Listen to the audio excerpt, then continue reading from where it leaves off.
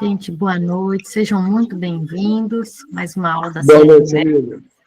Boa noite a todos aí, tá? Boa noite. Essa aula vai ser gravada, tá? Aí eu vou pedir para vocês para manterem o microfone desligado durante a aula, tá bom? Para não atrapalhar aqui, né, a fala do Dr. Bruno. Então, hoje, o tema, né, canabinoides e cuidados paliativos.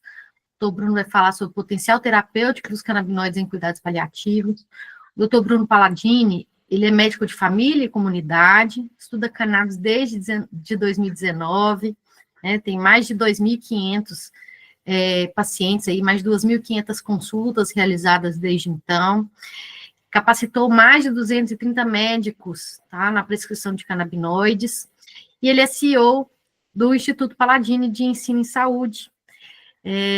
Seja muito bem-vindo, doutor Bruno, muito obrigada pela sua presença aqui hoje, tenho certeza que nós vamos aproveitar bastante, e adiantando, gente, doutor Bruno gosta de ver o rostinho do pessoal, tá?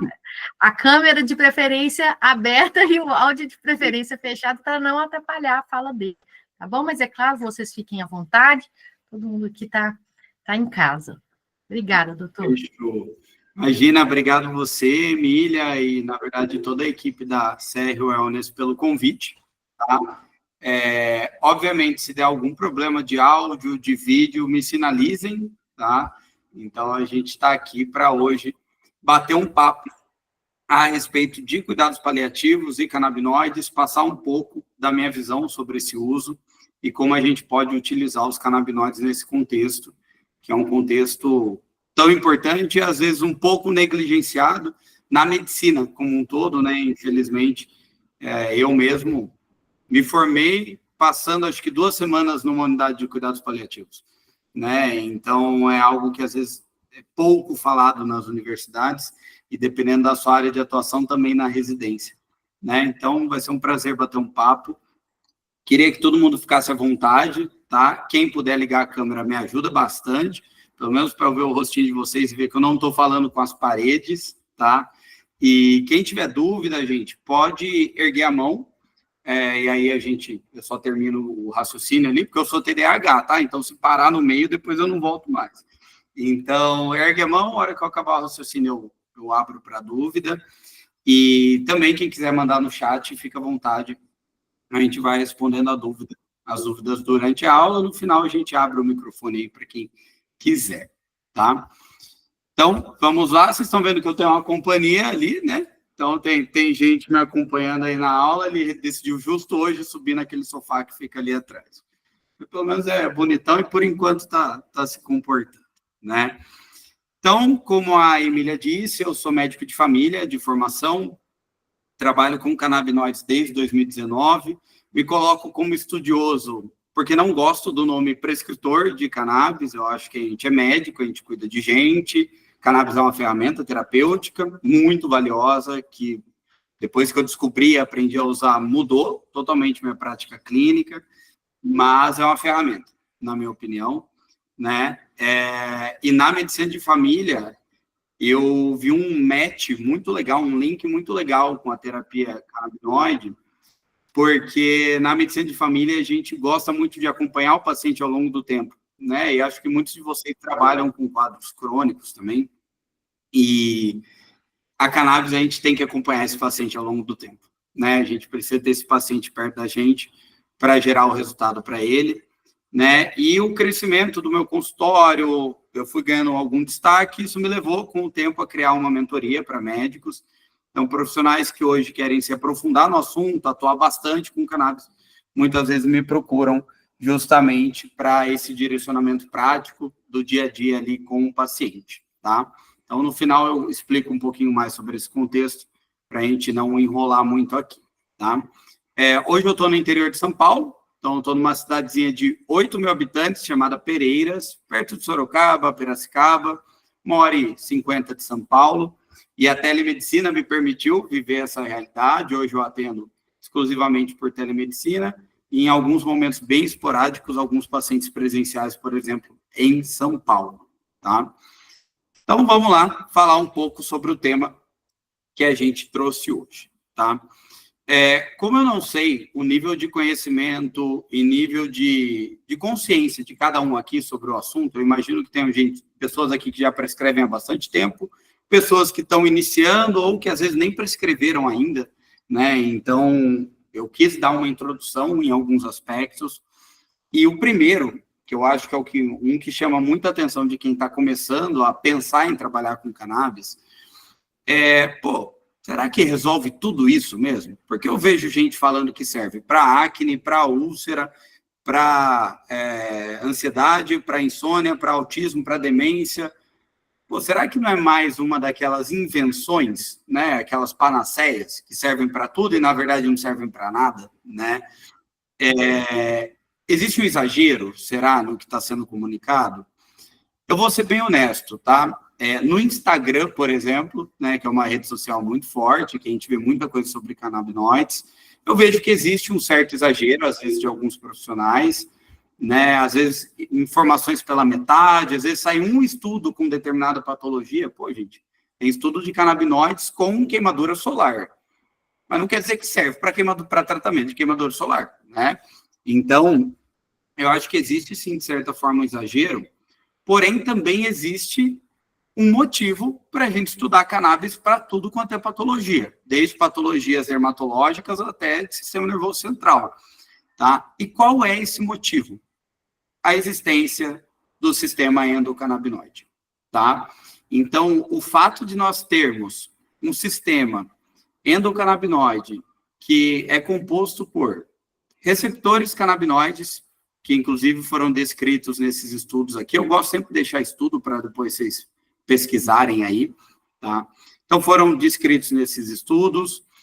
Esses receptores, se eu tenho receptor, eu tenho que ter algo que se liga a eles, né? Então, a gente tem hoje muito bem descritos os endocannabinoides, que são canabinoides produzidos pelo nosso corpo, tá? E se eu tenho substâncias produzidas pelo nosso corpo, eu tenho que ter como sintetizar e como degradar. Então, eu tenho enzimas de síntese e de degradação, tá? Se eu atuar ou modificar esse sistema, eu posso ter efeitos no organismo como um todo, tá? Porque quando a gente vai olhar a distribuição dos receptores canabinoides, a gente vê, por exemplo, o receptor CB1, que é o receptor canabinoide tipo 1, muito presente no sistema nervoso central, mas também presente em árvore brônquica e pulmão, também presente em sistema cardiovascular, também presente em órgão ginecológico, tá? Também presente em fibras musculares. Então, a gente tem uma ação em sistema nervoso central que, por si só, já geraria efeito no corpo como um todo, né? O sistema nervoso central está envolvido com todos os processos, praticamente, do nosso organismo, né? Ou com todos os sistemas, pelo menos. Mas a gente ainda tem essa distribuição periférica também dos receptores CB1, tá? Normalmente ele é considerado um receptor central por estar mais presente no sistema nervoso central, tá? E a gente tem em vermelhinho aqui nessa imagem, né, os receptores CB2, tá? Que são denominados, né, receptores periféricos canabinoides. Porém, eles também estão presentes no sistema nervoso central, só que numa quantidade menor, tá? Então, a gente tem lá micróglia, astrócitos, etc., que tem receptores CB2, tá? Mas a gente tem receptor CB2, por exemplo, no sistema imunológico, que regula inflamação, regula temperatura, regula uma série de funções no nosso organismo. Então, é um sistema, gente, que ele tem uma interação com diversos outros sistemas. Tá? Ele não é um sistema que atua isoladamente, tá? Ele não é um sistema que tem um órgão específico. Esse órgão é do sistema endocannabinoide. Ele está entremeado nos outros sistemas, fazendo uma função de regulação, uma função de equilíbrio, de homeostase, tá? Vou dar um exemplo clássico aqui. Quando a gente tem dor, por exemplo, quando a gente tem um estímulo doloroso, a gente tem aumento de anandamida e 2-AG, que são os dois endocannabinoides que a gente tem descritos hoje, como uma resposta para modular essa dor, né? Então, a gente tem diversos diversas sensações do nosso corpo, humor, sono, temperatura, diversas funções que são reguladas também por esse sistema.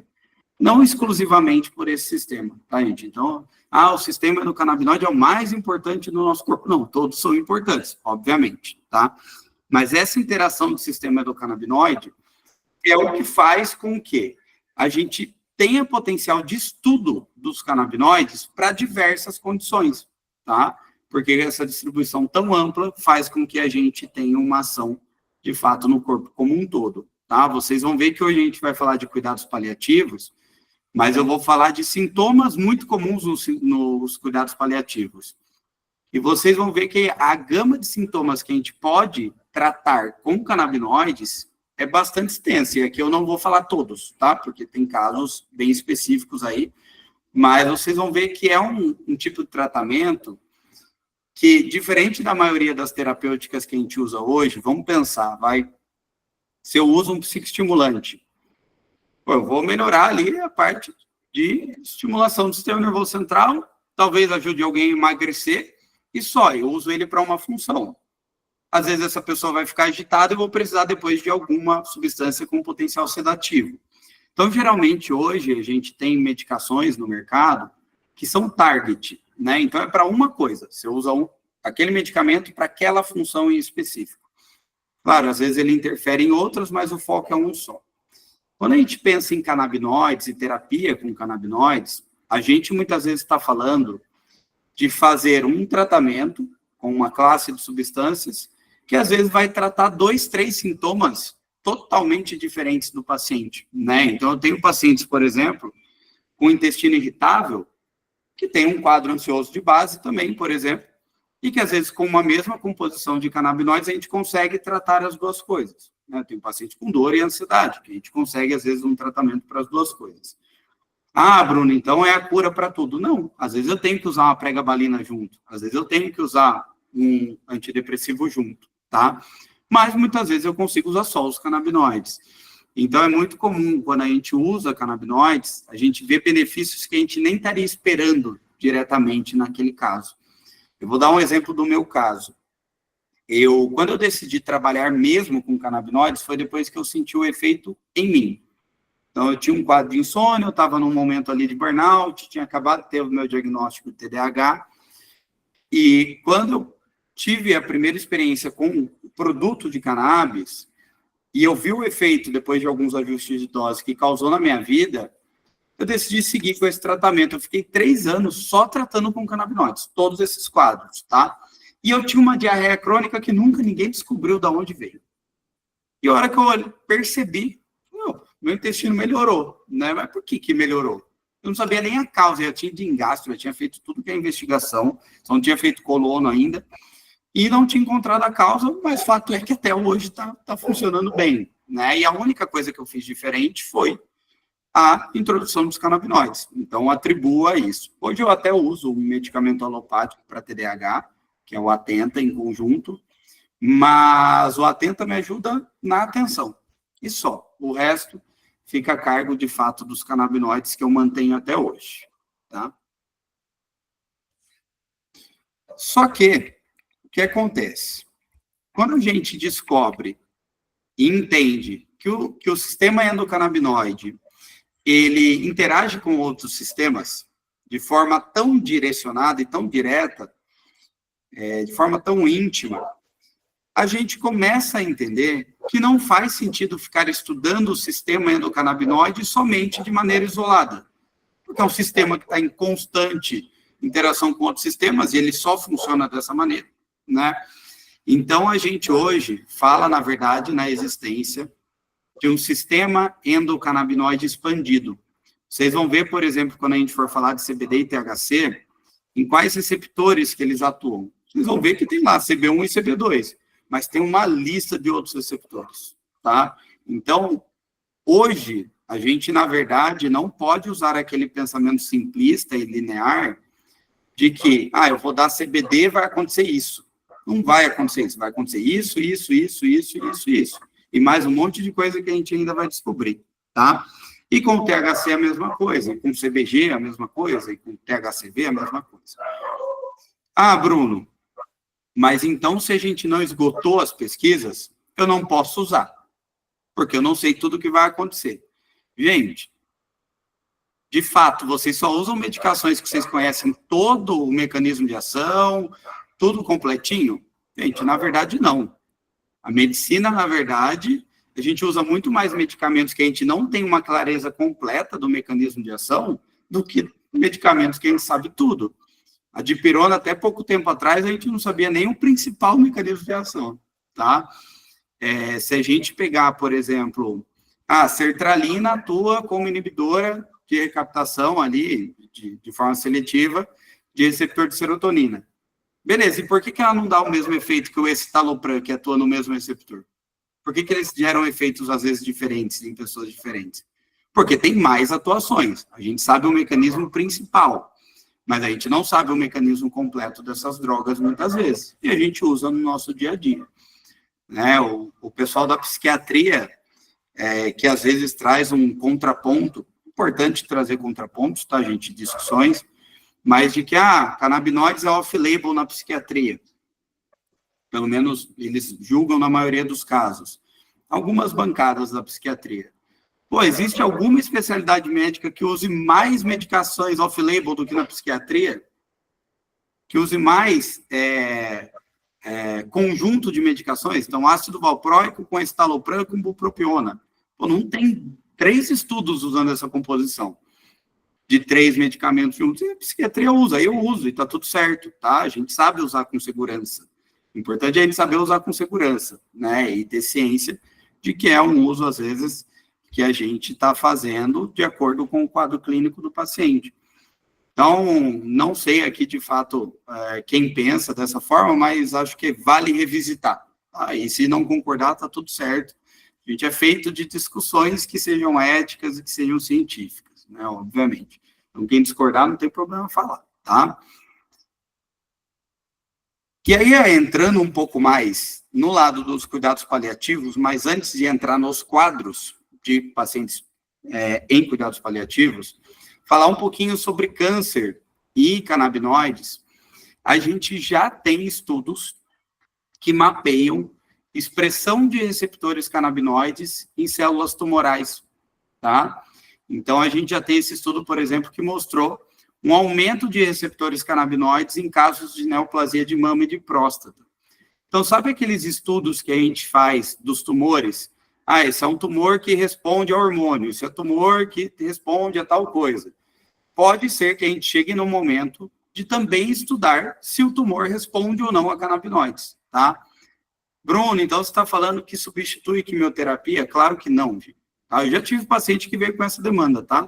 Eu vim aqui porque eu vi que trata câncer por uma daquelas postagens de Instagram lá, que o povo fala tudo pela metade.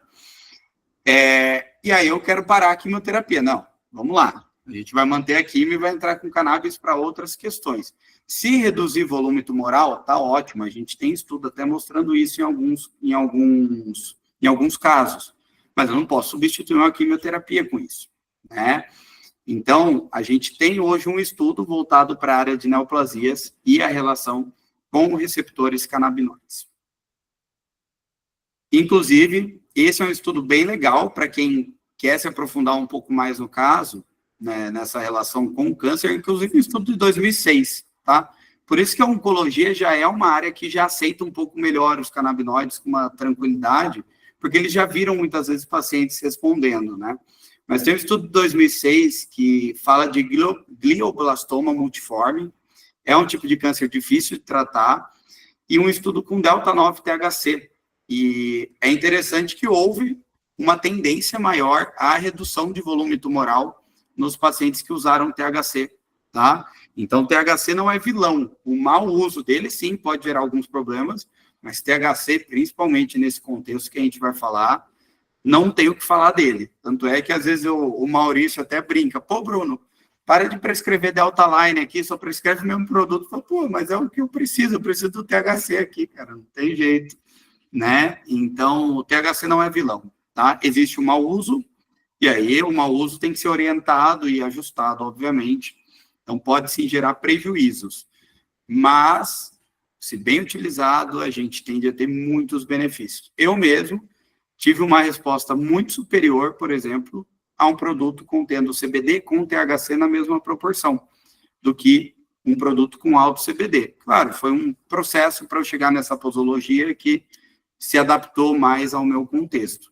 Tá? Por exemplo, para a indução de sono, o THC vai super bem para mim. Só que se eu passar da dose, eu acordo no outro dia com ressaca e não quero fazer mais nada. Então, a gente tem que tomar um cuidado aí em balancear os efeitos positivos e negativos. Então, beleza. Quando a gente pensa em sistema endocannabinoide, é interessante a gente entender que os endocannabinoides, eles vão se relacionar com os canabinoides que a gente trouxer de fora, tá? Então, a gente vai ter influência, por exemplo, nos níveis de anandamida, quando a gente prescrever e utilizar um THC, tá? Muita coisa a gente ainda está descobrindo com relação a isso, quanto que, por exemplo, eu reduziria a produção de anandamida se eu der muito THC para um paciente, né? Mas a gente ainda não tem esses dados tão claros, mas fato é que a gente até hoje não notou uma diferença a ponto de ser algo negativo. Igual, por exemplo, pode ser num hipotireoidismo, né? Que se a gente der muito T4, a gente cessa a produção, às vezes, da glândula tireoide, né? Então, aqui não é o que a gente espera que aconteça até o momento, tá? Mas tem essa relação, inclusive esse artigo aqui é do nosso querido e saudoso Rafael Mechula, né? Infelizmente faleceu, acho que no ano passado, se não me engano. Tá? E aí, entrando um pouco mais na parte dos receptores e tudo mais, não precisa decorar isso aqui, nem eu decorei, não tem por que decorar, tá? Mas é importante entender. Primeiro, para quem não conhece, essa base de dados aqui, chamada Cannakis, tá? É uma base de dados de estudos com cannabis, tá? É uma ferramenta, uma plataforma feita para isso. Ela vai resumir basicamente tudo que a gente tem de estudo sobre cannabis e dar isso pronto para você.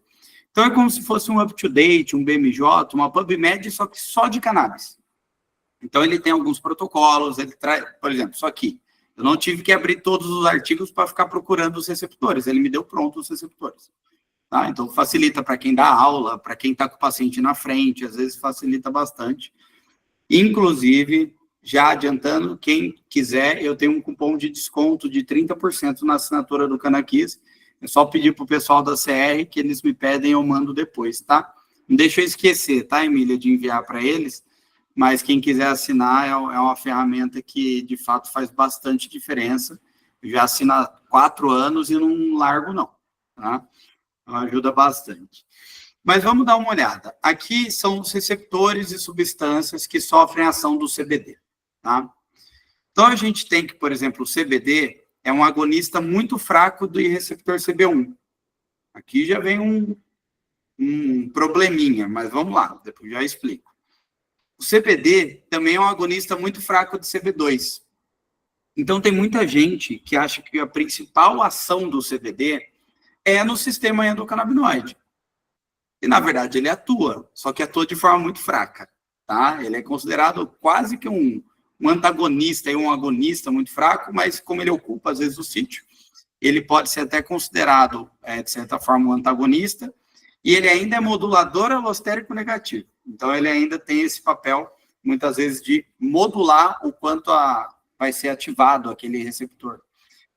Por isso, a gente tem até estudos mostrando que o CBD reduz a ação do THC, de certa forma, e controla efeito colateral, é algo ainda que a gente tem que aprofundar um pouco mais, mas é por essa ação quase que antagônica aí, tá? Agora, o CBD atua muito em outros receptores. Estou falando aqui de receptores vaniloides, tá, gente? Que estão relacionados, por exemplo, com dor e inflamação. Eu estou falando de receptores PPAR-gama, GPR55, relacionados com o sistema nervoso central, com neuroinflamação, com epilepsia. Eu estou falando de canais de sódio, potássio. Eu estou falando de receptores de serotonina, como o 5-HT1A, por isso um efeito ansiolítico do CBD, tá? Esse é um dos receptores envolvidos.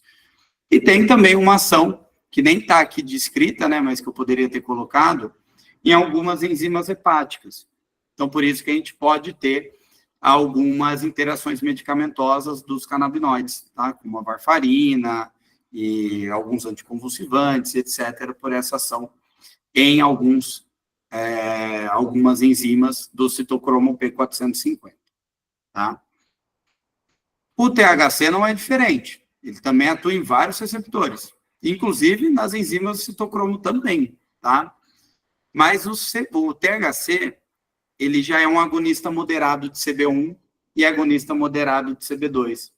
Então, enquanto o CBD é um agonista fraco, o THC é um agonista moderado, inclusive muito semelhante à anandamida, tá? Que é um dos nossos endocannabinoides. E aí o THC vai atuar em citocinas pró e anti-inflamatórias, vai atuar em vias opioides, tá?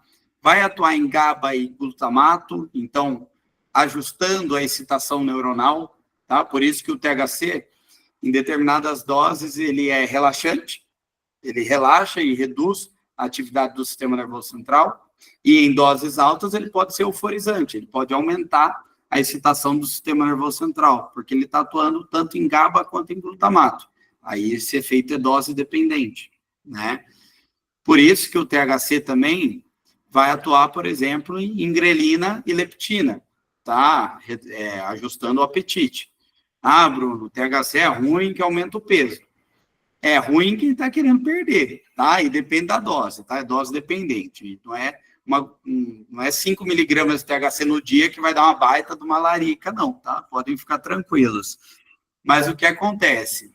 Num paciente, às vezes, que está com um quadro consumptivo, numa demência, num quadro oncológico, você melhorar o apetite do paciente faz total sentido, né? Então, até em quadros de anorexia, já tem até aprovação da FDA para a gente utilizar em quadros de anorexia. Emagrecimento relacionado ao HIV. Então, a gente consegue utilizar o colateral a nosso favor, né? Então, basta a gente usar de maneira inteligente aí as substâncias, né?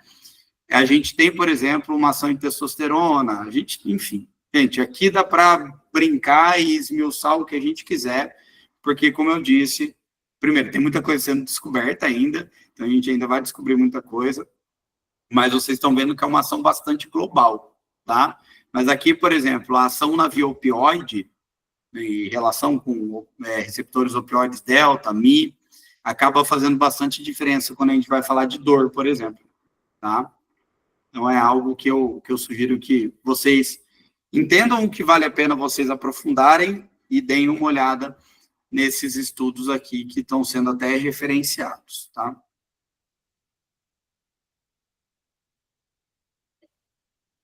E aí, um ponto que eu queria trazer, que às vezes é um mito que circula por aí, né? Isso tem acontecido menos, cada vez menos eu vejo gente que pensa assim. Até os representantes já não estão trazendo mais essa forma, né? Mas no começo, quando eu comecei a prescrever lá em 2019, os representantes chegavam falando de óleo de CBD. E CBD, e CBD, e CBD, né? Hoje a gente já vê uma gama muito maior de produtos, né, e substâncias sendo estudadas, né, e componentes sendo estudados. Tanto que um dos motivos para isso é o efeito chamado entourage, ou entourage, ou comitiva, tá? O que é o efeito entourage?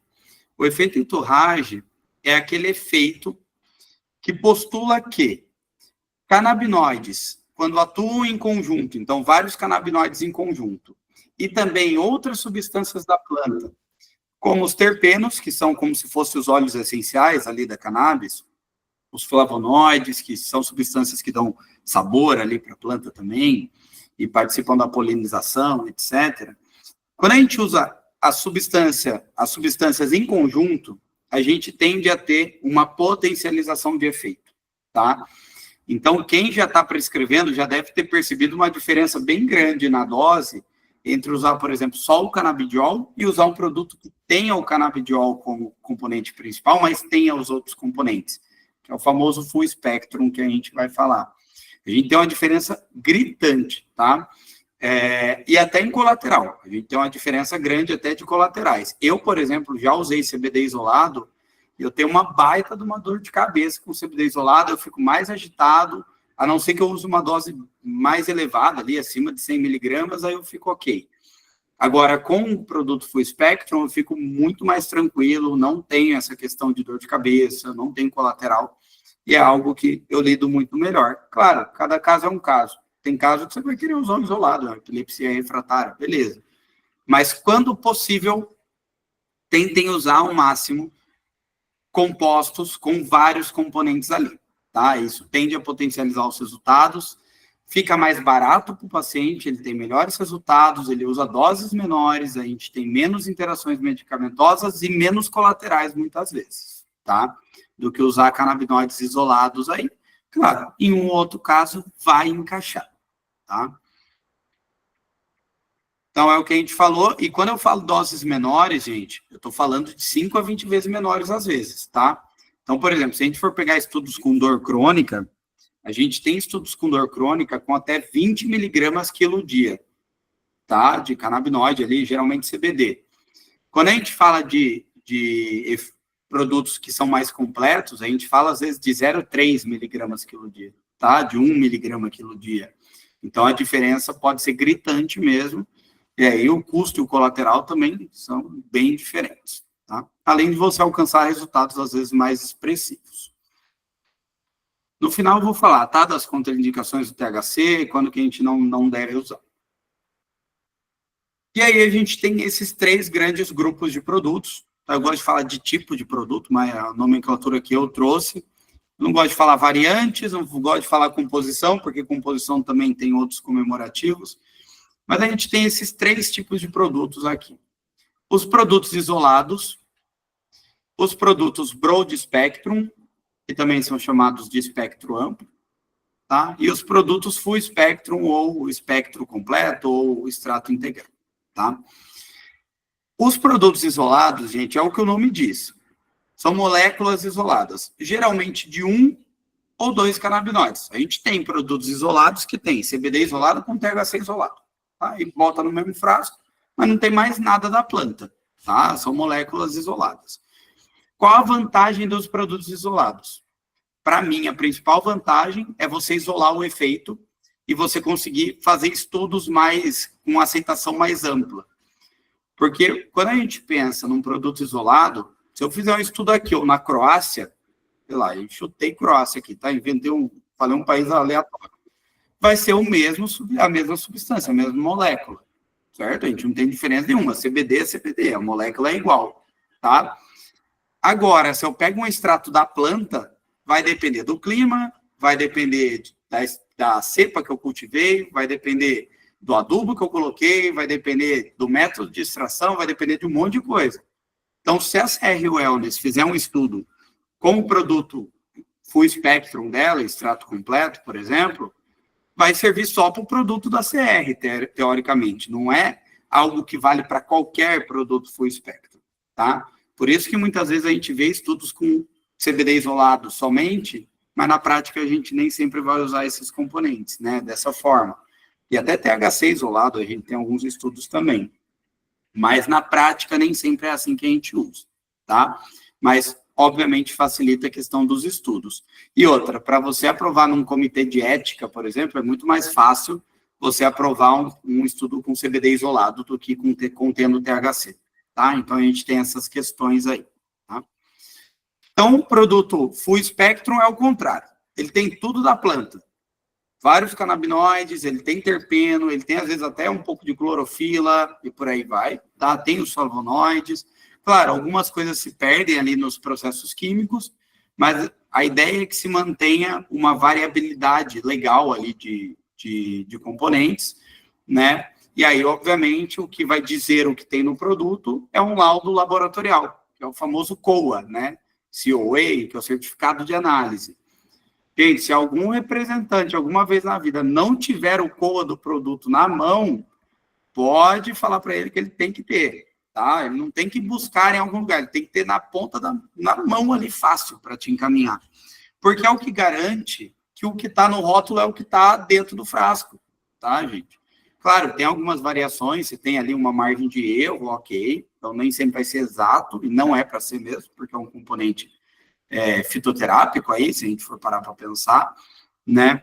Mas a gente tem que ter um laudo do produto, tá? Não tem jeito. E no isolado também, porque senão você está dando um isolado e, na verdade, ele tem outros componentes ali. Então, você tem que saber o que você está prescrevendo, tá? E a gente tem um meio termo, que seria o broad spectrum. O que é o broad spectrum? Ele tem tudo da planta, então ele é um full spectrum, só que foi retirado o THC, tá? Então é como se fosse uma cerveja sem álcool, tá? Ele tem cara de cerveja, ele tem vários componentes, mas não tem o álcool, tá? Aqui ele não tem o THC, sem comparação THC e álcool, tá? Foi só para fim de exemplo. E tem muita cerveja sem álcool, até de curiosidade, que é feita assim, ela é feita com álcool e se retira o álcool. Tanto que muitas delas você não pode beber e dirigir. Por quê? Se ela é sem álcool? Porque às vezes fica um nível indetectável ali. Aqui também às vezes fica um nível indetectável de THC, tá? Então, por exemplo, pacientes que passam por doping, eu não prescrevo broad spectrum, porque às vezes é aquele tiquinho que vai aparecer, tá? Então eu tomo bastante cuidado com isso. Mas a gente tem hoje cerveja sem álcool, como, por exemplo, a Heineken, que é feita sem álcool desde o começo, tá, gente? Então são processos que variam aí. Mas o broad spectrum geralmente é isso. Ele tem todos os componentes ali que deveriam ter no extrato integral, retirando-se o THC. Claro que alguma coisa se perde no meio do caminho aí, né? Então se perde alguns componentes naturalmente no processo de separar o THC, tá? Se alguém tiver dúvida, pode mandar no chat, gente, que eu se investo falar aqui, não paro mais, tá? Então, agora vamos entrar, de fato, nos cuidados paliativos, tá? Eu quis dar essa introdução, porque são termos que a gente vai usar, às vezes, durante agora o que a gente vai conversar. Eu queria passar esse estudo como base para o que a gente vai discutir, tá? Porque é um estudo que eu gosto muito dele, ele foi bem amplo, a amostra é bem grande, tá? Foi uma amostra pouco selecionada, então isso tira alguns erros e vieses que a gente pode ter de seleção.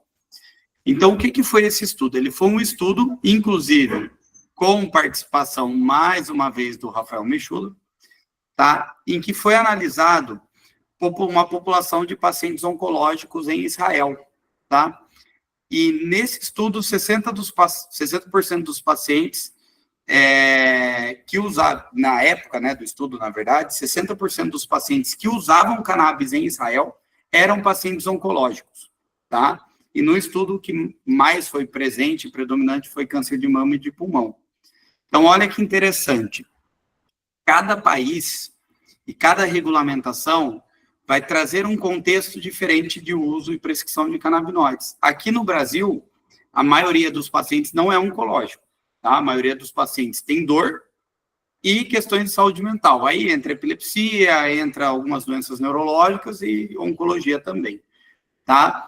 Em Israel, até pela forma de fomentar o uso, hoje a gente tem hospitais oncológicos em Israel que tem fumódromo de cannabis, tá? Para quem tem prescrição. Então, lá, o uso na oncologia já é muito bem estudado, muito bem consolidado. Esse estudo é 2018. Ah, tá logo aí, gente, faz 7 anos, tá? Pensa que, assim, quem se formou agora em medicina, por exemplo, não estava nem na faculdade, tá? Então, 7 anos não é tão pouca coisa e já fizeram um estudo desse tamanho. Então, no estudo em si, principalmente, eram pacientes com câncer de mama e de pulmão. E aí eu vou trazer um pouco dos achados que eles encontraram no estudo aí. Primeira coisa, trazendo alguns dados de estatística aqui do estudo.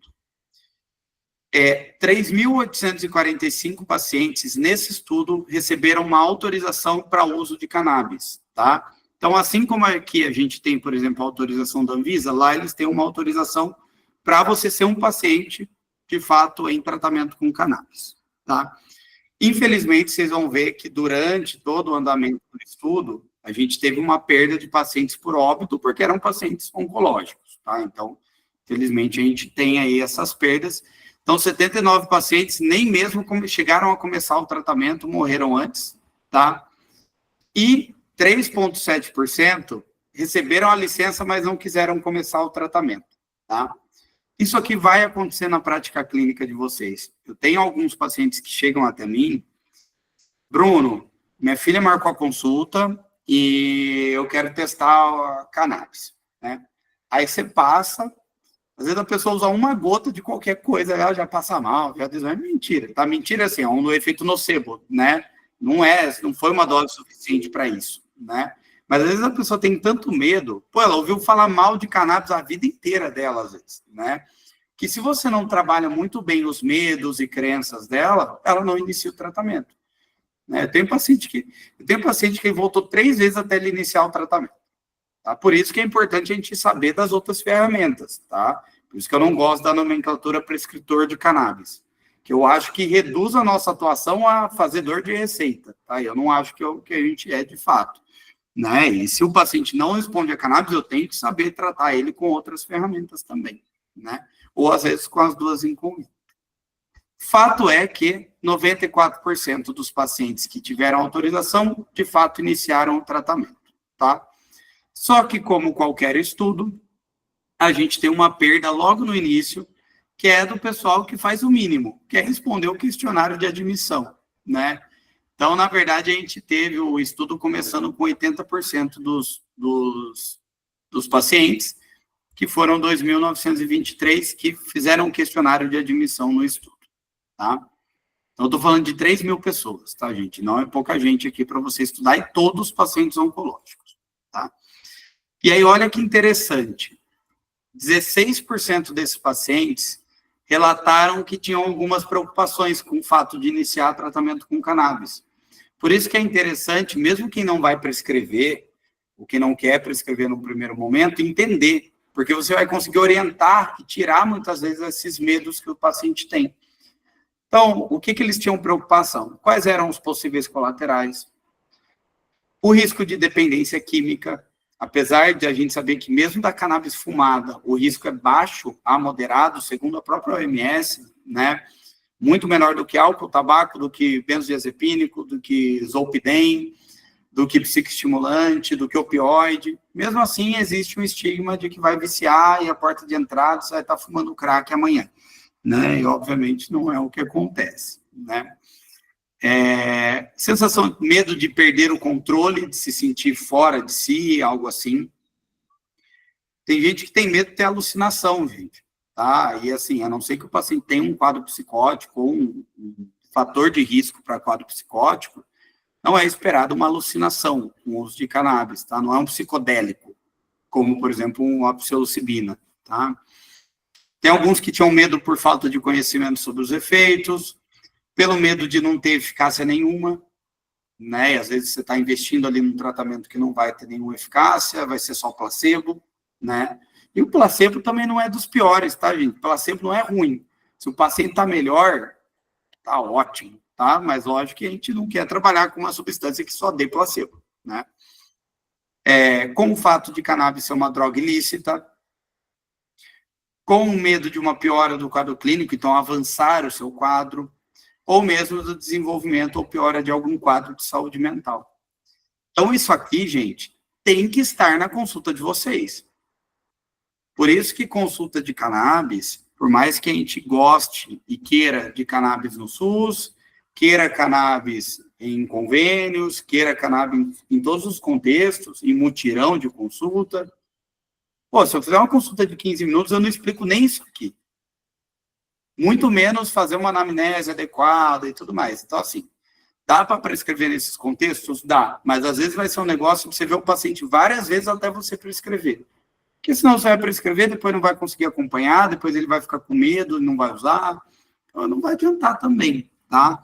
Então, por isso que eu sou super favorável aos projetos, por exemplo, envolvendo o SUS, tá? Caio França é uma pessoa que fez um movimento gigantesco em São Paulo.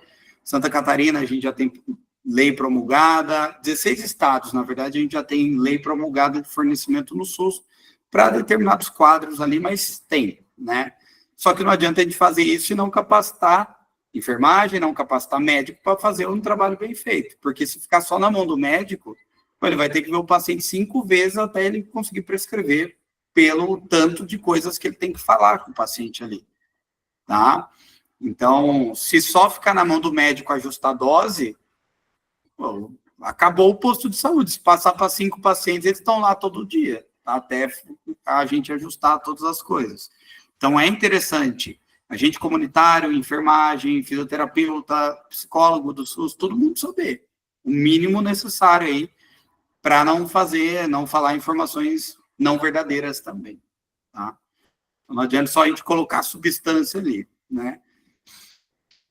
E esse é um projeto, gente, que todo mundo quer pôr o nomezinho ali, tá? Porque isso aqui é ganho de voto na certa. Se você conseguir aprovar um projeto municipal, estadual ou federal de fornecimento de cannabis no SUS, tá? Então, todo mundo quer morder um pouquinho ali para ganhar os votos, tá? E, obviamente, tem muita gente bem intencionada nesse meio do caminho aí também, tá? E aí, o que aconteceu? Primeira coisa, não foi uma receita de bolo, tá? Cada paciente utilizou uma composição ajustada para o seu quadro e para os seus sintomas, tá? Então, os médicos estavam capacitados para fazer essa adaptação de acordo com o quadro. Eu tenho quadro de dor que eu uso alto CBD, eu tenho quadro de dor que eu uso alto THC, e tem casos que eu uso balanceado. Eu tenho quadro de paciente oncológico que usa alto CBD e paciente oncológico que usa alto THC. Depende do quadro. É uma terapêutica muito individualizada, tá? Isso é ótimo, na minha opinião, para quem faz um trabalho mais aprofundado ali com o paciente, faz uma anamnese com calma e se aprofunda no assunto, tá? E aí, o que aconteceu? Um dos questionários que eles responderam foi o questionário de dor, tá? Que é um questionário, aquela escala visual analógica que vocês têm de 0 a 10 de dor, tá? Sendo 10 muita dor, uma dor excruciante, e 0, zero dor, tá? E eles responderam o questionário antes do tratamento e depois de 6 meses de tratamento.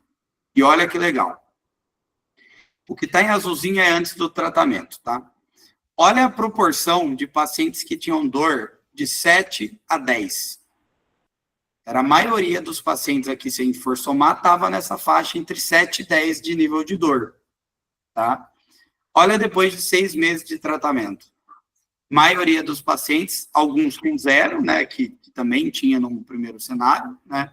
Mas boa parte deles que estava entre 7 e 10 ficou entre 1 e 5. Ah, Bruno, mas o 5 ainda tem dor e ainda incomoda. Sim, mas não é excruciante, né? A gente está falando de baixar índice de dor aqui excruciante de 253 pessoas para 11. Dor 9 de 10, de 129 para 6. É uma redução considerável, tá? Não é uma redução qualquer aqui, no nível de dor, tá? Vamos falar de um contexto mais geral. Ali eu falei de dor, né? Mas a gente tem também qualidade de vida, que é uma perspectiva um pouco mais subjetiva, mas que é importante para o paciente, quanto que sua vida é ruim e quanto que ela é boa, tá? Aqui, mais uma vez, em azul, antes do tratamento, em laranja, após o tratamento. Olha antes do tratamento, como a maioria das pessoas estava ou nem bom nem ruim, mas a maioria mesmo estava ou muito ruim ou ruim, né? São esses daqui do comecinho do gráfico. Olha como ficou depois do tratamento. A gente está falando aqui de a maioria dos pacientes considerar sua qualidade de vida boa.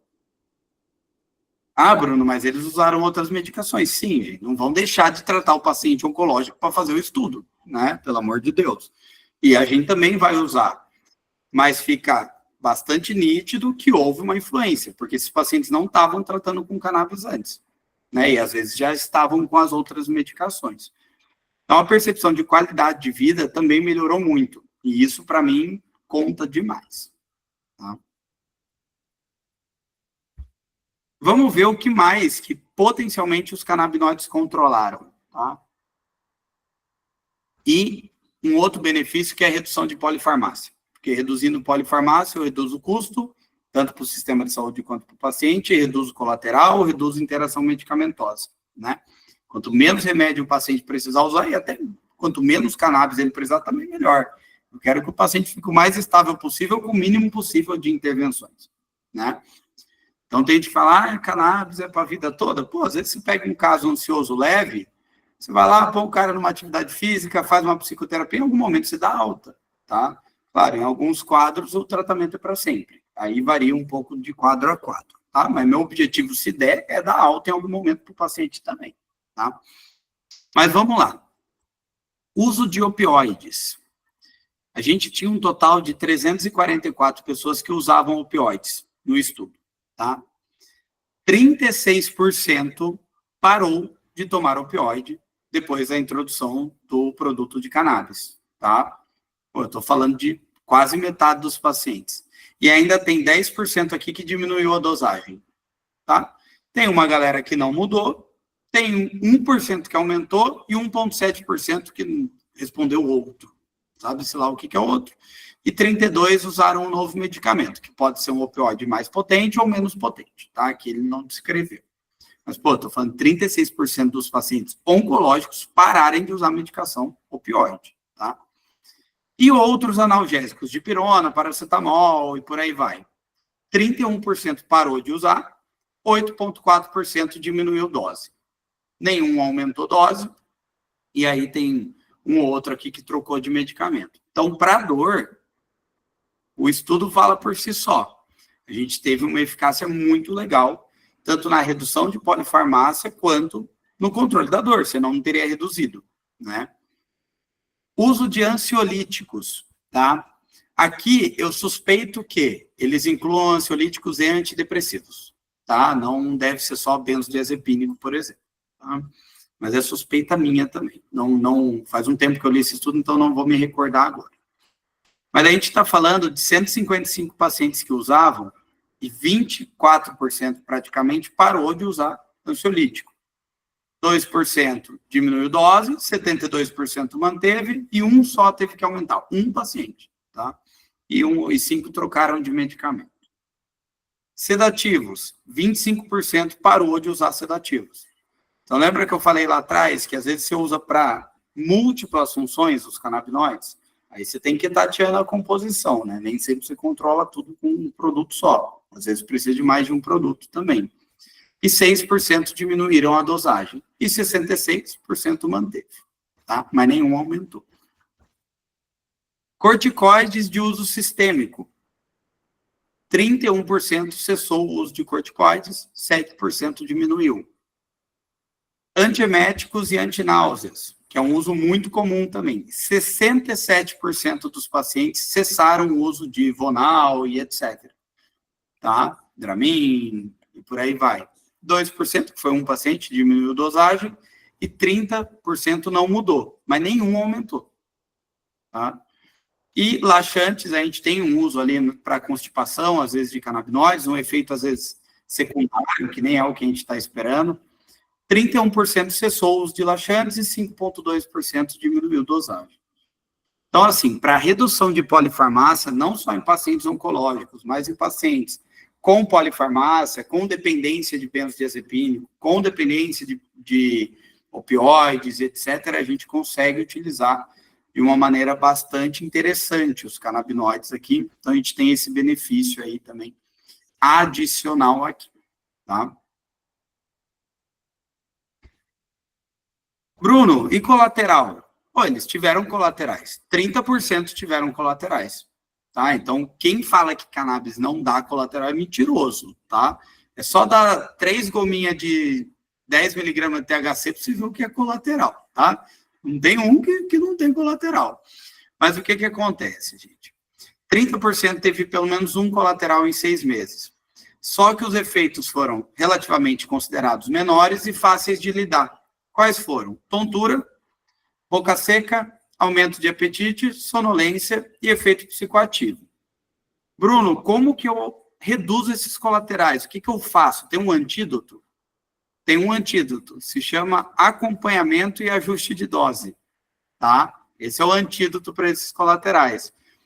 Pô, se eu estou tendo tontura por causa da dose de THC, talvez eu possa diminuir a dose de THC ou dividir em 3 doses, ao invés de 2 ao dia, ou dividir em 4 doses, né? Ou eu posso mudar a composição do tratamento. Boca seca é o mais chatinho, tá? Mas é um que eu não reclamo muito, porque os pacientes tomam mais água, inclusive eu, tá? Comecei a tomar mais água porque eu tenho um pouco desse colateral. Aumento de apetite. A gente pode trocar por uma composição que dá menos aumento de apetite, ou dividir em mais doses. Então, o que acontece? O THC, que é o que dá mais tontura, é o que dá mais aumento de apetite, é o que dá mais efeito psicoativo, o colateral dele é muito mais relacionado à dose que o paciente tomou naquele momento, aquela administração, do que a dose diária. Vou dar um exemplo. Eu tomar 10 miligramas de THC, eu não consigo dar essa aula aqui para vocês, tá? Se eu tomar numa dose única. Se eu tomar 4 doses de 2,5 miligramas, eu não tenho colateral nenhum, tá? Então, às vezes, o caminho aqui é dividir um pouco mais as doses, tá? Geralmente, a gente tenta usar 2 vezes ao dia, de manhã e noite, até para ser um pouco mais fácil para o paciente, né? Às vezes o paciente trabalha, pô, você põe uma dose no meio do dia, ele já tem que levar para o trabalho, às vezes. Aí ele já derruba tudo, já vaza na bolsa, já quebra o frasco, já fica no sol, já vira aquela bagunça. Então, se der para usar 2 vezes ao dia, pô, perfeito. Mas alguns pacientes eu tenho que passar 3 vezes ao dia, e eu tenho 2 casos que eu tive que passar 4 vezes ao dia, tá? Que eram casos que precisam de um efeito pontual mais intenso. Então, são casos de dores crônicas graves, aquelas dores neuropáticas, que já fez cirurgia e tudo mais, que depois de 3, 4 horas do uso, ele começa a ter dor novamente, eu tenho que dar uma nova dose. Tá? Então, tem paciente que você tem que usar algumas vezes a mais, mas você pode usar isso para controlar a colateral. Divide um pouco mais as doses, geralmente a coisa se resolve. Tá?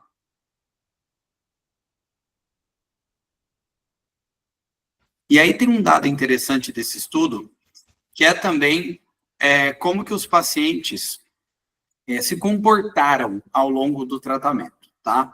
Então, a gente tem aqui 2.923 pacientes que responderam o questionário, né? E aí, depois de 6 meses, a gente teve 1.200 pacientes respondendo o questionário de follow-up, tá? Nesse período, a gente teve vários pacientes que, infelizmente, faleceram. A gente teve, sim, alguns pacientes que pararam o tratamento. A gente coloca aqui praticamente 1/6 dos pacientes pararam o tratamento, o que é uma taxa aí que é razoável, tá? Às vezes ele não está vendo resposta, porque vai manter, né? Alguns trocaram de fornecedor, isso é algo que acontece, né? É uma luta, inclusive, das empresas para manter os pacientes fidelizados e para ter uma gama de produtos que atenda o médico, caso ele queira mudar. Imagina, por exemplo, se a CR só tivesse produtos isolados. Estou falando da CR porque a aula é deles, tá, gente? Então, obviamente, tem um conflito de interesse, eu vou dar o exemplo com os produtos deles. Mas ele só tem CBD isolado.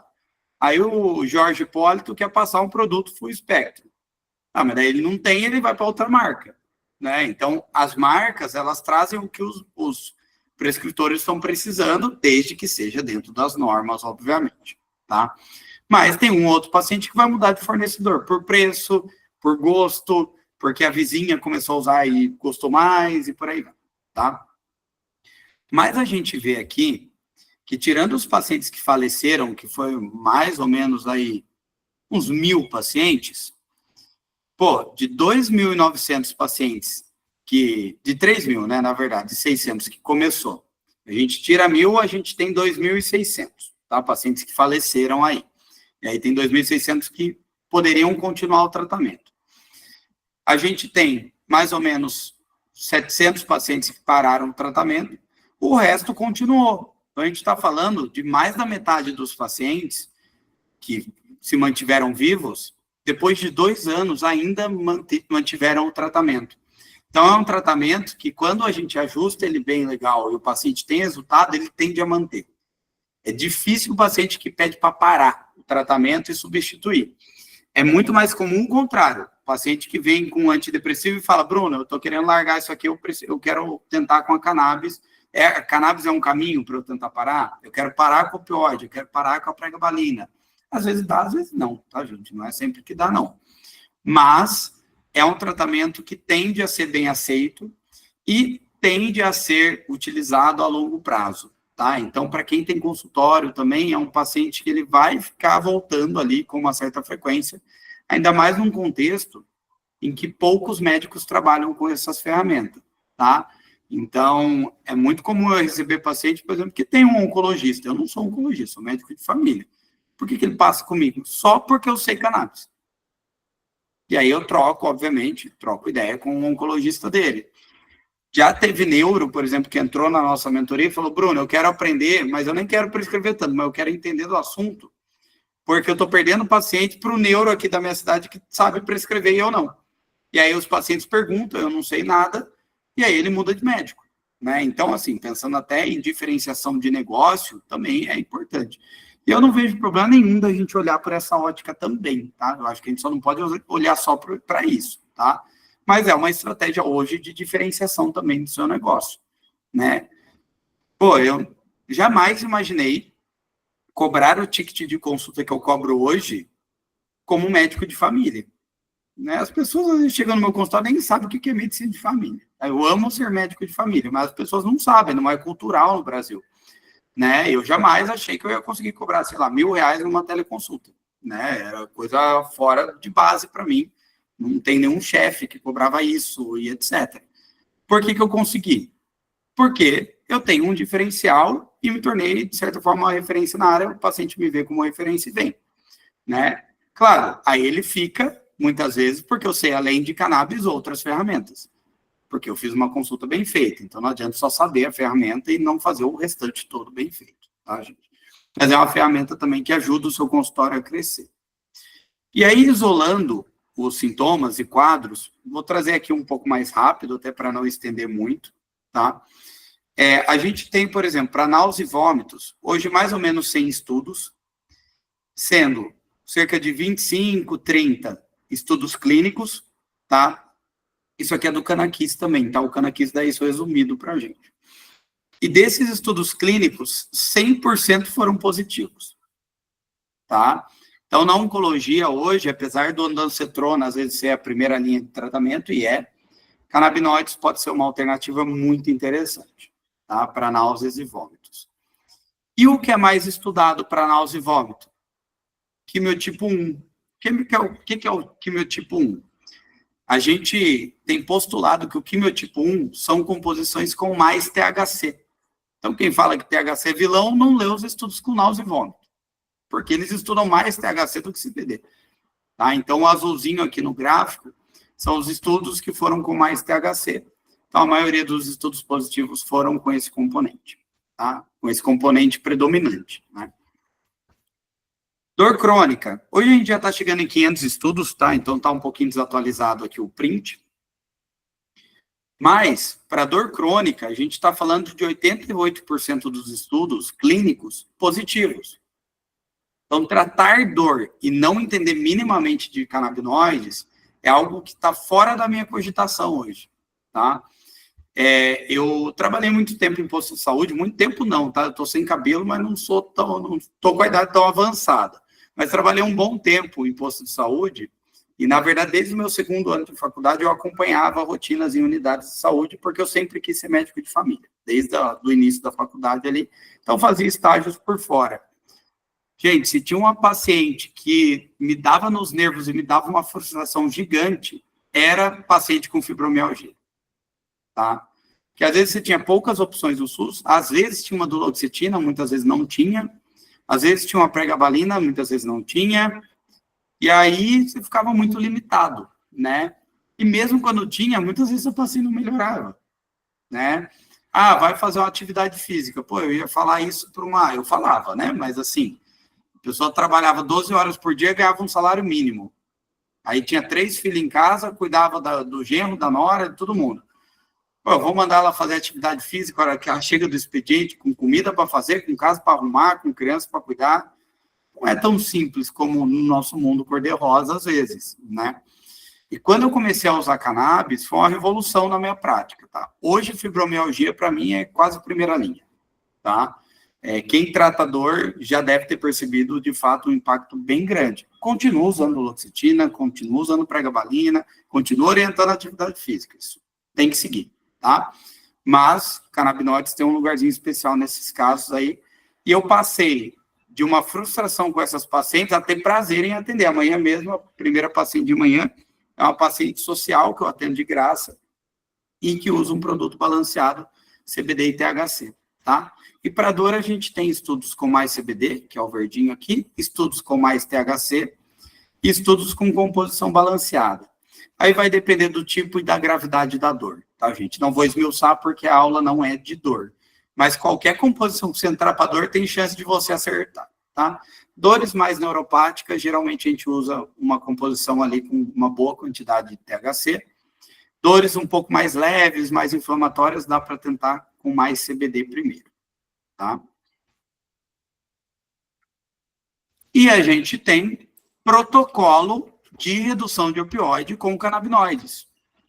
A gente já tem postulado como deve ser feito isso aí, tá? Esse estudo também é bem legal, e é um protocolo, não é de dor, ele é de redução de opioide, tá?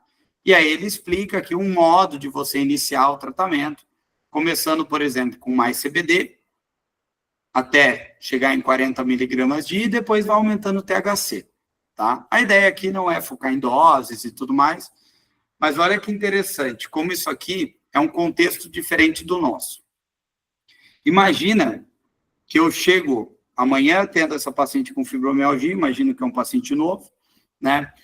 E aí eu passo um produto rico em CBD. Aí ela vai lá, fala com o Maurício, que é o representante que me atende, o Maurício dá todo o suporte, ajuda ela com a Anvisa, importa o produto, demora 15 a 25 dias para chegar, porque toda empresa vai demorar isso. Aí chega o produto. Aí em 10 dias eu chego em 40 miligramas e falo, agora eu tenho que aumentar a THC.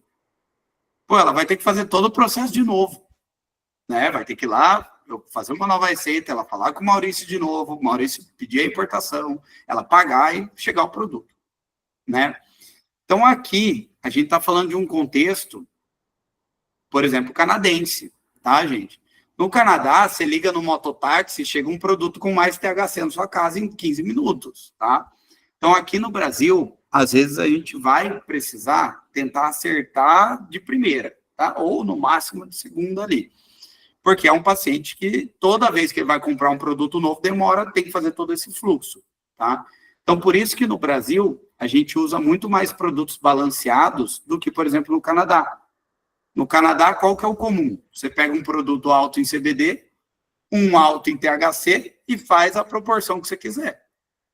Muito mais assertivo. Óbvio que é. Aqui no Brasil, se você for fazer isso, você vai ter que encontrar uma marca que tem um rico em CBD e um rico em THC, e ainda o paciente vai ter que pagar ali uma boa grana nos dois produtos para testar. Então, às vezes, vale a pena se pegar um produto que tem a mesma quantidade dos dois e tentar ajustar dessa forma, tá? Que é o Delta Line lá que o Maurício vive falando, pô, Bruno, só prescreve esse, mas é porque encaixa muito bem, cara, não tem jeito, tá? É um pouco mais trabalhoso você trazer THC para o Brasil, por isso que não é toda empresa que tem, e as empresas que têm acabam se destacando um pouco por isso, porque é uma logística diferente, a regulamentação é diferente, é todo um problema, tá? É mais fácil, por exemplo, trazer em gummy do que trazer em óleo, por isso que a gente vê mais gummy de THC do que óleo, contendo alto THC.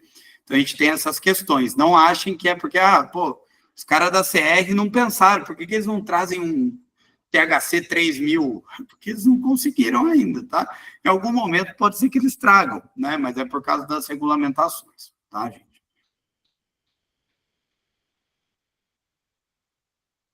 Perda de apetite. Perda de apetite a gente não tem tantos estudos, tá? Mas 100% dos estudos clínicos são positivos e são com mais THC.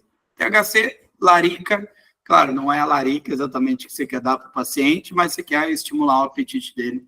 Então é um ótimo estimulante de apetite, o THC aí, tá? Ansiedade. Ansiedade a gente também já está chegando nos 600 estudos já, tá? A gente tem bastante estudo clínico já com ansiedade, só que a qualidade dos estudos não é tão boa quanto para dor, tá? Para dor a gente tem uma qualificação melhor dos estudos, uma robustez maior, mas a gente está falando aqui de 68% dos estudos clínicos positivos. E o que a gente usa mais é mais CBD, que é o verdinho. Então, de novo, tudo tem que ser adaptado para o contexto do paciente. Tá? Se é um paciente com dor e ansiedade, eu vou achar um meio termo entre as duas coisas, né? Eu não vou passar um alto THC de cara, porque pode piorar a ansiedade. O THC em dose alta piora a ansiedade, por exemplo. Tá? Então, tudo isso a gente tem que pensar. Essa que é a alquimia, essa que é a magia, assim, de trabalhar com cannabis. Por isso que é uma área, assim, que depois que você se aprofunda também, gente, é muito prazeroso trabalhar com cannabis, tá? porque nenhum caso é igual ao outro. Sempre vai ser diferente, tá? Porque mesmo que o produto seja igual, a dose vai ser diferente, o acompanhamento vai ser diferente, por aí vai. Insônia. A gente está falando aí de cerca de 200 estudos, com 63% dos estudos positivos. Quais medicações hoje a gente tem aprovado para uso em insônia a longo prazo? Nenhum. Tá? A gente tem melatonina, que o efeito, mais ou menos, né? Não é todo. Você não desprescreve um benzodiazepínico ou 2 zolpidem à noite com melatonina, né? Aí a gente tem um benzodiazepínico, que é de curto prazo, por bula, 4 semanas. Zolpidem e prisma, né? Que é o exopiclona, também 4 semanas. O que a gente faz? A gente usa colateral de outras medicações para tratar a insônia. Então, eu uso quetiapina, eu uso um relaxante muscular, eu uso um antihistamínico, e tá tudo bem, desde que você postule ali e controle colaterais, fatores de risco, né? Agora, cannabis pode ser uma bela de uma opção. A gente tem o THC, muito bom para indução de sono, em dose controlada. CBD ajuda mais na manutenção. O CBN tem sido estudado aí também para quadros de insônia, pouco menos de estudo ainda, tá? Mas THC para insônia, gente, é fantástico para indução de sono. Tem um caso bem emblemático, que pode parecer mentira, mas não é, tá? Eu tenho o prontuário aqui, eu só não posso divulgar, porque obviamente. Mas era uma paciente que ela chegou em 2021 usando 12 zolpidem por dia, tá? Ela usava 4 depois do almoço, 4 à noite, e geralmente ela acordava de madrugada e usava mais 4. Hoje, ela está com 1 zolpidem. E esse é de estimação. Ela já nem precisaria dele para dormir. É que é aquele que ela não conseguiu, que ela chora quando eu falo de largar, ela já chorou umas 3 vezes em consulta. Ela não conseguiu largar ainda por uma questão psicológica, tá? Mas, pô, a gente conseguiu reduzir de forma absurda a dose de zolpidem que ela estava usando. E ela estava usando há muito tempo já. Foi gerando tolerância, ela foi aumentando dose, os médicos faziam a receita. Quem fazia a receita para ela era o GO, para vocês terem ideia, tá? Então, nem era psiquiatra, não era neuro, não era... E nada contra a GO. GO também pode usar todas as medicações, tá, gente? Mas, porque se fosse alguém que se aprofundasse um pouco mais no tema, não ia ficar aumentando a dose sem parar, né? Então, ela pegava com a GO, porque a GO era o profissional que dava para ela a receita que ela precisava, tá? No final das contas, gente, o que resolve mesmo a questão é tentar ser o mais assertivo possível desde a primeira prescrição e estar do lado do seu paciente, tá? Encontrar a dose exata para ele. Encontrar o ponto ótimo do tratamento. Vou dar o meu exemplo. 8 miligramas de THC à noite, eu durmo muito bem. 12 miligramas, eu já fico sono agitado, já fico chapado, já não é legal para mim. Para mim, eu tenho paciente que usa 5 e já tem efeito psicoativo. Eu tenho paciente que usa 20 e fica como se nada tivesse acontecido, tá? Então, a gente tem uma questão de tolerância individual. Eu, por exemplo, já fiz teste genético, eu metabolizo o THC de forma mais lenta, então o efeito dura mais tempo. Então, a minha dose de THC é até 8,5. Passou das 8,5, eu já fico com uma ressaquinha no dia seguinte. Então, esse autoconhecimento é importante que o paciente também tenha e que você estimule ele a ter. Quando ele fala, pô, não estou dormindo bem, tá, me explica melhor. Você está com dificuldade de pegar no sono ou de manter o sono? Ah, não, de pegar no sono. E que hora você está usando o óleo? Ah, estou usando a hora que eu deito. Pô, mas demora 1h30, às vezes, para fazer efeito. Vamos jogar para mais cedo o uso? Então, você tem que ouvir o paciente. Por isso que, por exemplo, todos os meus pacientes têm meu WhatsApp. Não porque, o Bruno é especial. Não, porque eu preciso disso para fazer o melhor tratamento para ele, tá? E, lógico, se eu atendesse 30 no dia, eu não ia conseguir dar meu WhatsApp para todo mundo, tá? Então, o que eu fiz foi ir reduzindo o volume de atendimentos e aumentando o ticket de consulta. Foi um caminho natural aí. E hoje eu tenho outros médicos que atendem aqui com a gente na clínica, também online, e aí eles assumem os pacientes que não cabem na minha agenda. E tá tudo certo, tá? Questão de segurança, gente. Vocês já viram que colaterais podem acontecer, geralmente são toleráveis, mas a gente tem alguns pacientes com contraindicações ou fatores de risco, tá? Principalmente ao THC. Então, quais pacientes eu tenho que tomar mais cuidado ao prescrever alto THC ou produtos com bastante THC? Crianças, Então, criança é assim, se der para não usar THC, melhor, mas se for necessário, eu vou usar. Tá? Por exemplo, autismo. A gente tem ali mais estudos com full spectrum, com uma dose pequenininha de THC. Se precisar, eu vou usar. Mas se o paciente com epilepsia grave ele ficar bem com CBD isolado, deixa ele com CBD isolado, tá? Daí a gente vai interferir o mínimo possível naquele neurodesenvolvimento, tá? Pacientes que têm sintomas, já tiveram sintomas psicóticos, tá?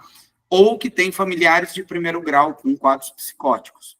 Esse daí a gente também toma um certo cuidado com o THC. Teoricamente, o problema seria alta dose de THC, mas evita-se ao máximo também nesses casos, tá? Até porque um cara que já teve um quadro psicótico, ele tem uma tendência a ter outro, mesmo dando cannabis ou não dando cannabis, tá? E aí, obviamente, se você der THC, você pode estar ajudando de alguma forma, tá?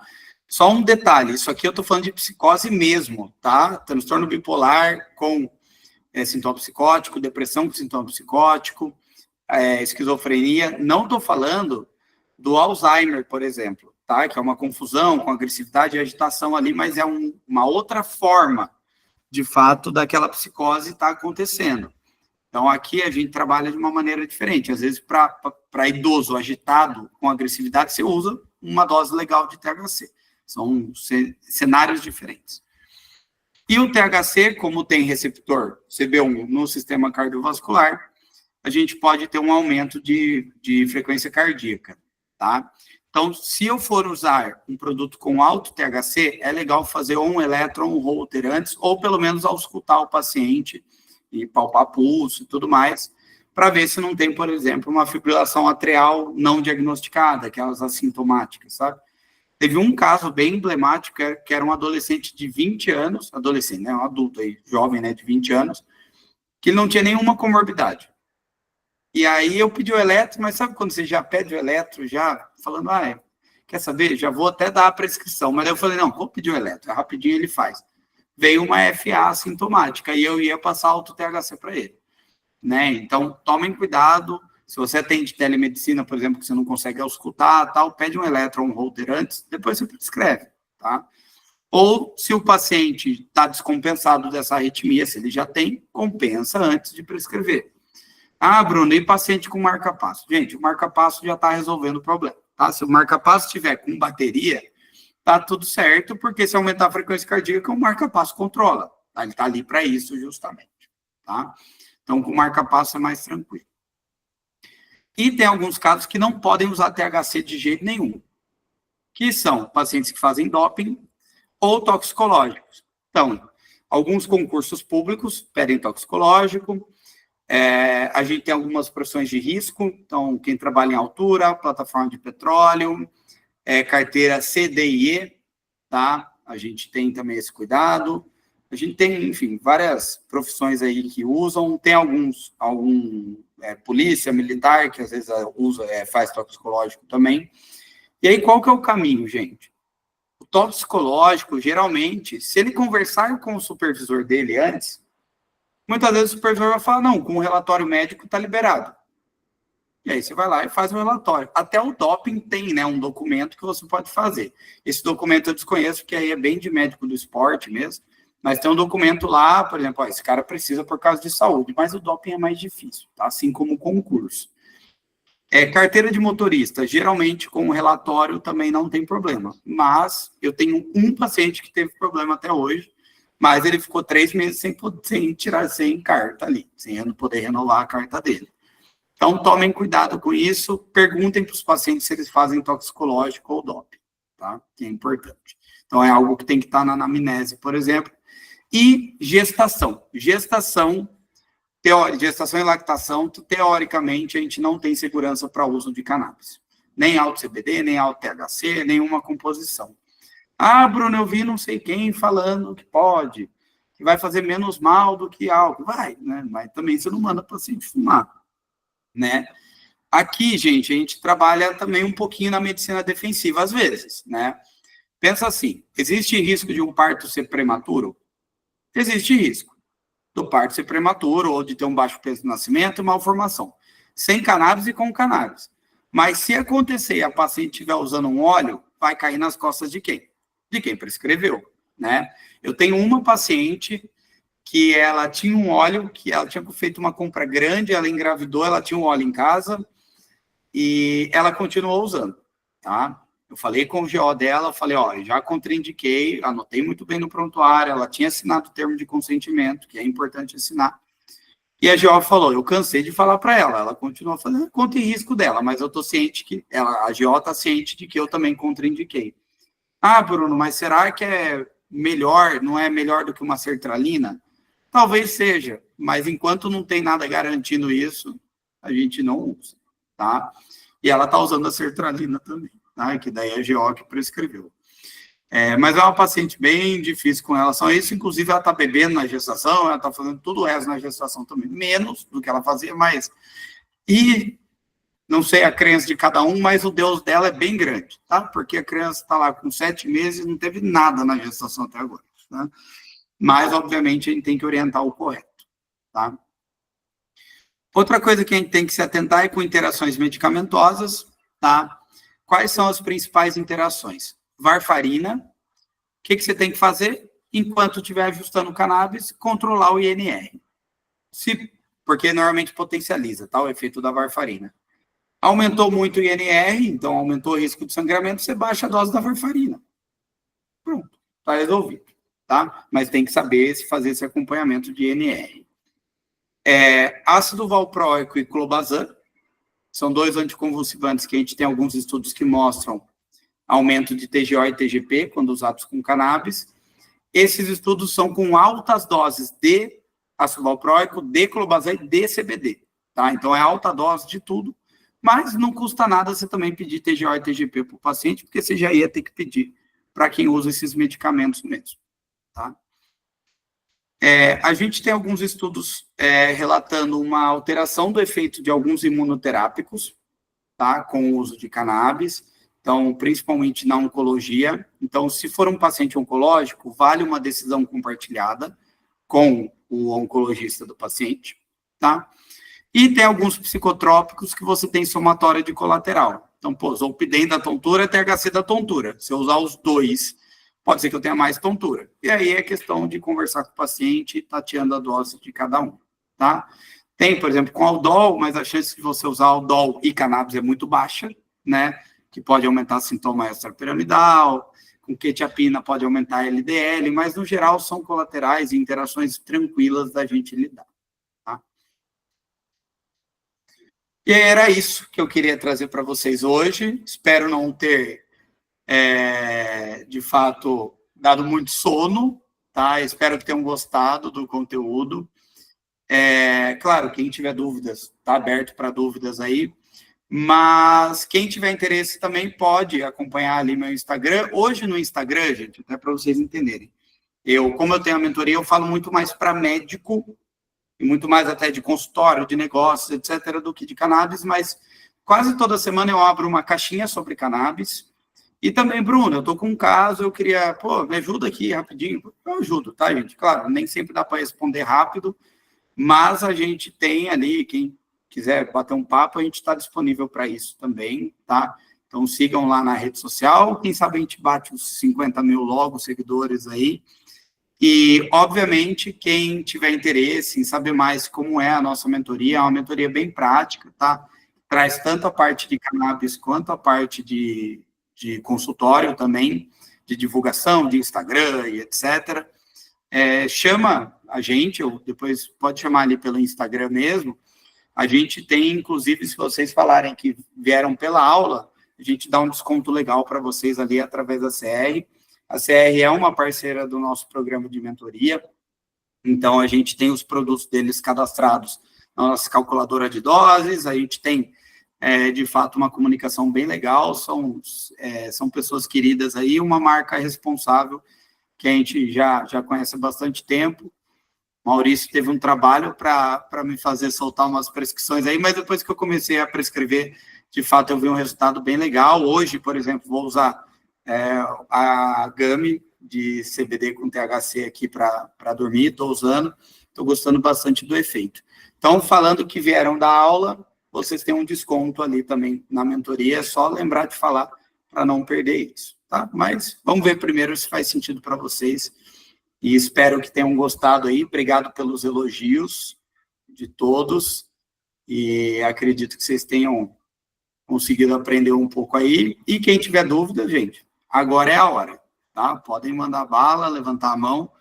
Se não ficou dúvida, é assim, ou foi muito bom ou foi muito monótono, tá? Aí, o Jorge já salvou aí todo mundo. Pode falar, Jorge, fica à vontade. Só tá sem som aí, Jorge. Aí. Não sou médico, sou dentista, mas especialista em dor, né? Puxa, legal. Para nós aí um uso muito grande aí no caso da neurologia do trigêmeo, aí, né, mano? Essa é até uma das áreas que eu estou querendo entrar muito aí, né? Pensando até um doutorado aí por causa disso aí, né? Porque o paciente com neurologia do trigêmeo sofre muito e os medicamentos utilizados são com muitos efeitos colaterais. Eu tenho feito uns atendimentos aí, né? Inclusive de médicos, inclusive, com uso de cannabis, e estou tendo uma resposta muito interessante, né? Então, legal. Isso só tem acrescentado a cada dia. Parabéns mais uma vez, viu? Legal. Obrigado a todos aí, viu? Jorjão, doutor Bruno, parabéns mais uma vez aí pela aula maravilhosa. Doutor Bruno, como a maioria sabe, é referência na canabinoide no Brasil e realmente é um dos maiores conhecedores. E o Jorjão me falou hoje que o Jorjão também experimentou a gominha recentemente, né, doutor Jorge? Perdeu a hora, doutor Bruno. Perdeu a hora. Isso, Bruno, com 1/4 de goma só. Você imagina se eu tomar uma goma inteira, eu não vou trabalhar amanhã. Tem gente que é mais sensível. E o duro é que, normalmente, eu já experimentei outras gominhas, elas têm um fundo azedinho que vai enjoando. A de vocês não tem, ela é gostosa igual um filho, né? E aí você vai embora, né? Ela é gostosa. Esse é o problema. Tem que titular mesmo, pessoal, e a quantidade de pessoas que tem tirado os indutores de sono, substituído pelas gomas, né, que tem um sono muito mais reparador, acorda sem ressaca, é muito grande, pessoal. E o sono hoje, acho que quase todas as especialidades médicas e odontólogos também prescrevem, né? Porque todo mundo tem problema de sono e todo médico acaba tendo pacientes com esse problema e está resolvendo. A gente tem a questão de sono, tem a questão de bruxismo também, que na odonto tem utilizado bastante, e neurologia do trigêmeo, não tem nem o que falar aí, uma das dores mais difíceis a gente conseguir controlar, e com cannabis às vezes potencializa bastante. Com certeza, com certeza. Muito bom, muito bom. Obrigado, viu? Obrigado. Imagina, gente, espero que tenham gostado. Doutor Jorge. Alguém quer fazer alguma pergunta, pessoal? Doutora Emília aí? É isso que eu ia perguntar. Alguém tem alguma pergunta, gente? Por favor, pode mandar no chat também, não precisa abrir aqui a câmera se não quiser. Pode... Aproveita a chance. Toda vez que eu dou aula, o povo não tem dúvida, eu abro meu Instagram, tá cheio de dúvida. Pô, pergunta já, né? Já tira a dúvida para todo mundo. Ninguém quer falar, né? Quem quiser perguntar no chat, pode perguntar pelo chat também, gente. Fica à vontade. Doutor, eu vou fazer uma pergunta, que você falou do assunto bem sensível, o THC, né? Hoje em dia tem alguns médicos, né, alguns estudos, até referências mundiais aí, dizendo que o THC pode e deve ser prescrito para crianças com autismo. Uhum. Né? É óbvio que não estou falando que é ou não, mas já tem estudos aí, já tem médicos renomados já com bons resultados, inclusive. O que você acha, doutor? Eu vou ser bem honesto. Como eu trato mais, pensando no público infantil, eu trato mais pacientes com TEA do que, por exemplo, com epilepsia. Tá? Uhum. No meu contexto, de fato, a maioria dos pacientes vai estabilizar em algum momento com full espectro, tá? Com produtos contendo THC, geralmente THC baixo, mas um pouco de THC. Eu tendo a entrar, principalmente quando não tem a queixa de agressividade e agitação. Então, quando por exemplo, a mãe chega, o paciente é TEA, e a mãe fala, ele não se deu bem com o esperidona, ele ficou muito sedado. Mas, assim, o problema dele é a socialização, é a vocalização, ele não é verbal, ele não presta muita atenção nas coisas e por aí vai, né? E aí, nesses casos, muitas vezes eu entro com um Broad, tá? A doutora Neuma fez uma pergunta em cima aí, doutor, acho que é o que você está respondendo.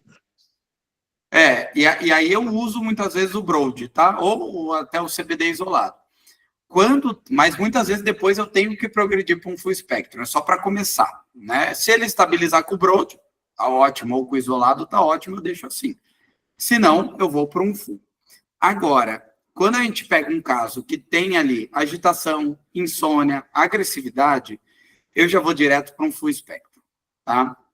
Porque o THC gera esse relaxamento, gera essa redução de excitação neuronal, né, até certo ponto, que tende a ajudar bastante nesses sintomas.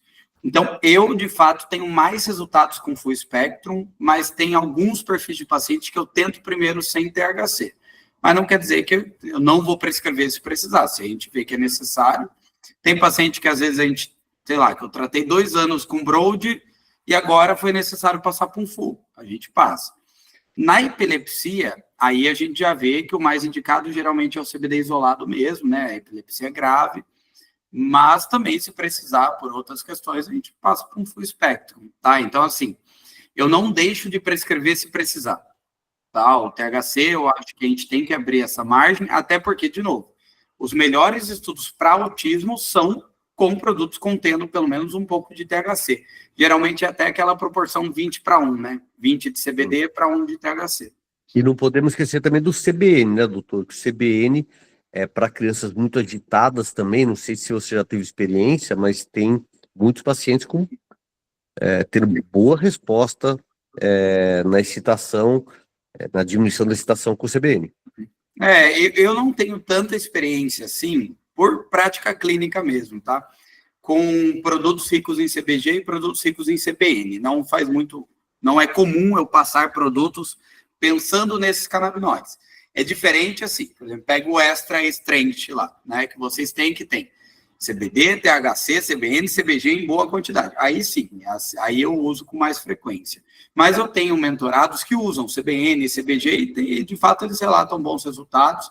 Então, assim, gente, também uma questão da cannabis existem várias maneiras de se fazer, né, de fato, um mesmo tratamento, uma mesma abordagem.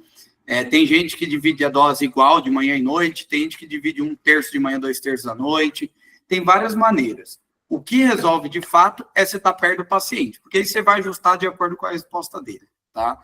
Claro que daí você vai ter que ter um padrãozinho ali para começar, mas depois a gente acaba seguindo de forma bem personalizada, né? A gente tem aqui algumas perguntas. Deixa eu só finalizar do autismo, aí eu já volto, tá, Leonardo? A Neuma perguntou, né, para quais sintomas do autismo. Geralmente, para agitação, agressividade e insônia, a gente usa bastante, mas eu tenho pacientes que passaram a verbalizar depois do uso, tá? Tem mais aumento de atenção, melhora de ansiedade. Então, a gente geralmente passa quando o paciente, às vezes, não teve uma boa resposta com os medicamentos convencionais, né, com risperidona, aripiprazol, que às vezes a mãe tem medo de dar cannabis e dar aripiprazol, né, gente? Então, vamos lá.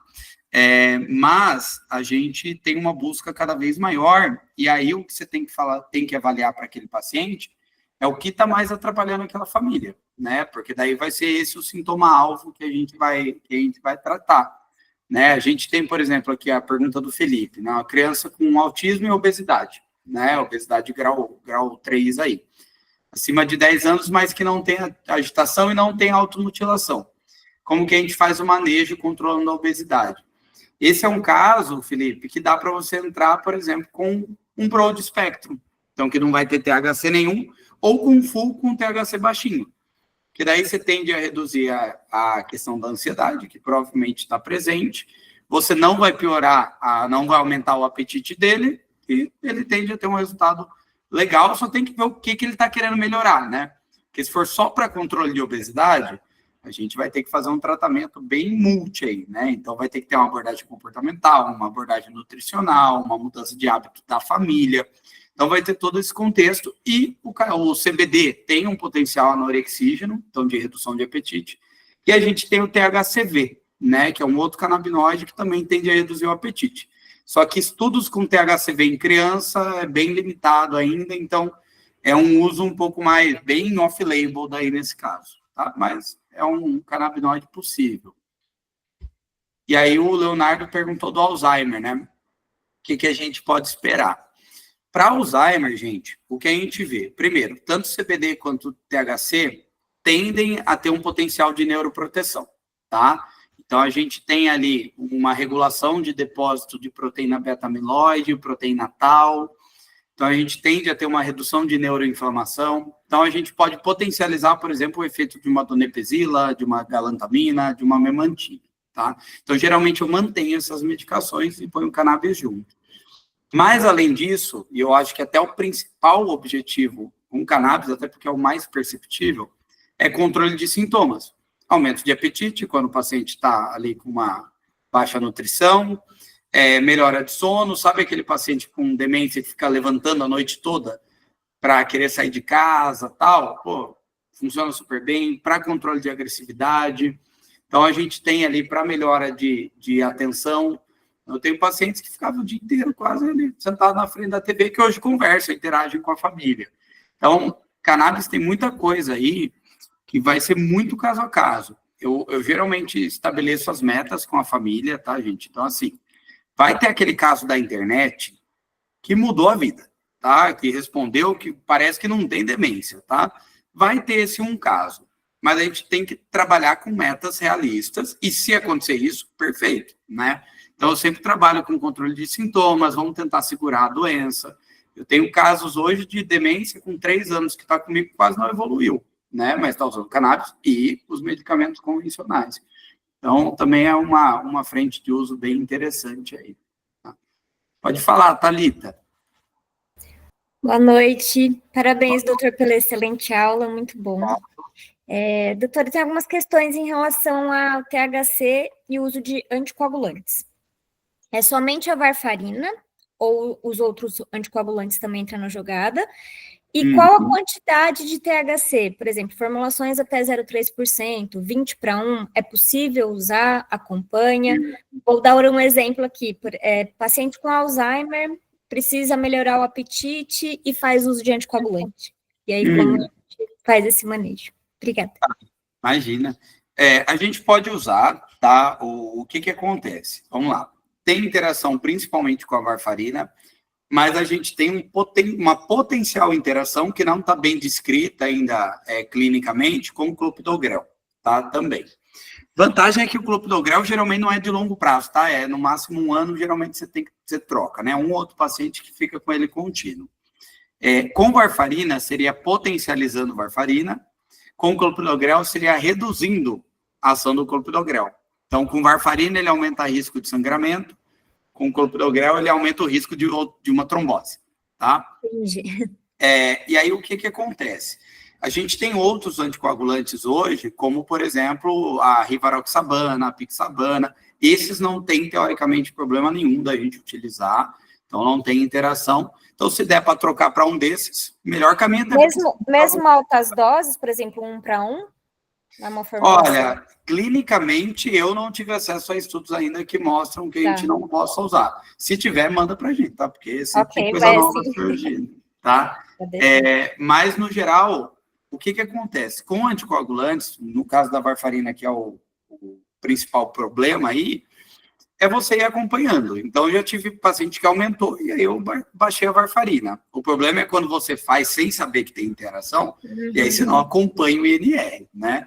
Então, no geral, não é algo impeditivo. E o clopidogrel, se der para trocar por um AS, ou até esperar o paciente passar o prazo ali de usar o clopidogrel, melhor, que daí você não aumenta esse risco, porque o clopidogrel a gente não controla com INR e tudo mais. Tá ótimo. Muito obrigada, doutor. Imagina. Eu estou aqui só anotando. Mais alguma? Aproveitando aqui, doutor, essa mente brilhante sua. Olha só, que isso. Oi, gente, mais alguém tem pergunta? Fique à vontade. Eu acho Agora o pessoal... Fechou, gente. Tá na hora de dormir, né?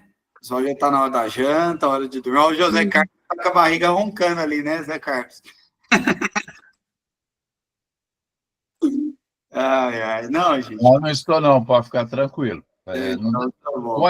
Com essa aula, não dá nem fome, nem nada. Oh, fico feliz, gente. Fico feliz mesmo de ter correspondido aí às expectativas e ter trazido um conteúdo para essa noite aí. Quem quiser bater um papo, me chama no Instagram, que a gente dá uma palavrinha ali. Quem quiser meu contato, gente, também da CR aí, pode passar meu contato à vontade aí para o pessoal.